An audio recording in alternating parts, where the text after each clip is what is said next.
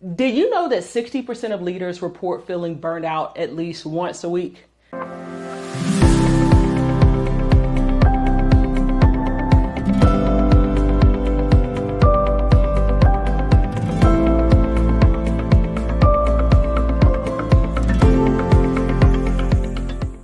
Look, I'm here to help us break that burnout cycle together.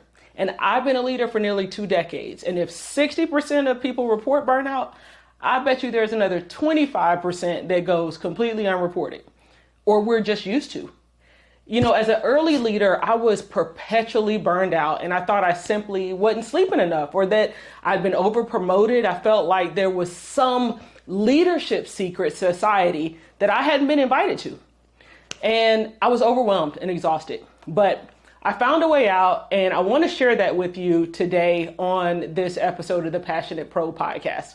So let's first talk about the signs of burnout: emotional exhaustion, decreased performance, detachment. For me, when I experience burnout, the first sign that I recognize is my inability to make decisions on simple stuff like, what do you want for dinner? And look, I am not an indecisive person. So I become drained and I become really, really irritable. What do you notice about yourself when you're under constant stress? It's this constant feeling of being without energy, not just physically, but emotionally. And I need that for my family. I remember waking up one morning and thinking, I just can't do this. And that's when I started to look for things to figure out, what did everybody else know that I didn't know? And so here's some strategies that I have used and I continue to use to prevent burnout. I set boundaries, I prioritize self-care, and I delegate tasks. Look, my most helpful hack to preventing burnout is being consistent in setting boundaries. It's sure to come from me when I let my personal life leak into my professional life, and vice versa.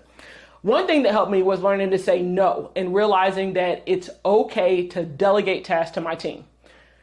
Make sure you set aside that time for yourself, whether it's a hobby, exercise, or just relaxing, and don't forget to delegate. You do not have to do everything yourself. And if you try, you will burn out. Now, if you're already feeling burnt out, here's what you can do. First, find a coach. Second, use your support network, take some time off, and reconnect with your passions. When I hit my lowest points, I take a step back, look for guidance from my coaches and my support network. I lean on them to pick up the slack for me. I also make time for activities that reignite my passion. So that means getting back into reading and spending time outdoors. I did that this past weekend for my birthday, and man, I feel so charged up by just letting my mind rest.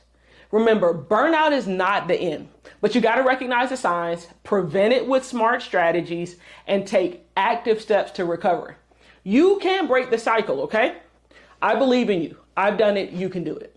If you found this video helpful, subscribe for more leadership insights and leave a comment about your own experiences with burnout. It will surely help somebody else. Let's support each other on this journey. Until next time, let's bring work to life.